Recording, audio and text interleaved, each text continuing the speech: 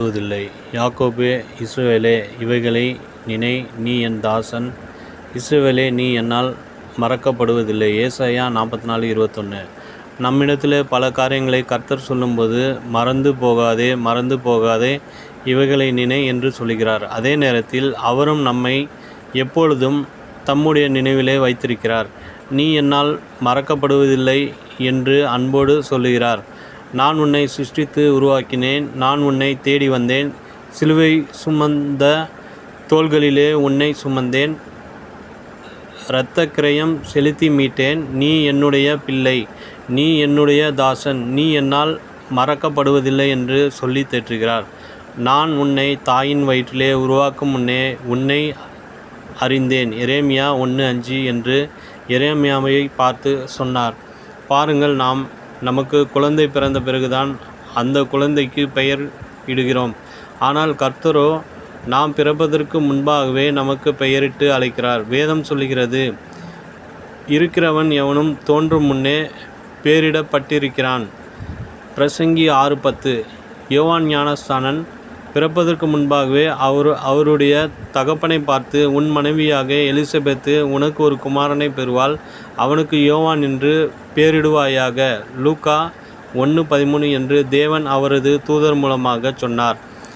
அவர் நம்மை உருவாக்கியதாலும் நம்மை தேடி வந்ததாலும் நமக்காக சிலுவையிலே இரத்த கிரயம் செலுத்தினதாலும் ஒரு நாளும் அவர் நம்மை மறப்பதில்லை. ஆனாலும் பல வேளைகளிலே நாம் முறுமுறுக்கிறோம்.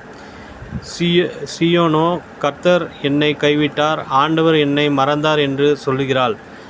ஸ்திரீயானவள் தன் கர்ப்பத்தின் பிள்ளைக்கு இறங்காமல் தன் பாலகனை மறப்பாளோ? அவர்கள் மறந்தாலும் நான் உன்னை மறப்பதில்லை. இதோ என் உள்ளங்கையில் உன்னை வரைந்திருக்கிறேன்.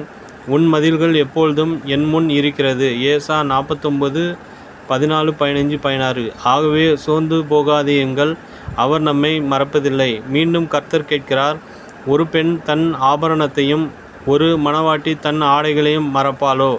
எரேமியா 2:32. அப்படி அந்த பெண் மறந்து போனாலும் கர்த்தர் ஒரு நாளும் நம்மை மறக்கவே மாட்டார். ஆனால் என் ஜனங்களோ எண்ணி முடியாத நாட்களாய் என்னை மறந்து விட்டார்கள். எரேமியா 2:32 என்று கர்த்தர் சொல்கிறார். தேவ பிள்ளைகளே, நீங்கள் கர்த்தரை மறந்து போனீர்களோ? அவருடைய பாதப்படியிலே இன்பமாய் காத்திருப்பதை மறந்து போனீர்களோ? சிந்தித்து பாருங்கள். மீண்டுமாய் ஆதி அன்புக்கு திரும்பி வாருங்கள். அவரோடு ஆழ்ந்த ஐக்கியம் கொள்ளுங்கள். அவருக்கும் உங்களுக்கும் இடையே இருக்கிற உறவு புதுப்பிக்கப்படட்டும். நினைவிற்கு உங்கள் கிரியைகளையும் நீங்கள் பரிசுத்தவான்களுக்கு ஊழியம் செய்ததினாலும் செய்து வருகிறதினாலும் தமது நாமத்திற்காக காண்பித்த அன்புள்ள பிரயாசத்தையும் மறந்து விடுவதற்கு தேவன் அநீதியுள்ளவர் அல்லவே. எபிரேயர் 6:10.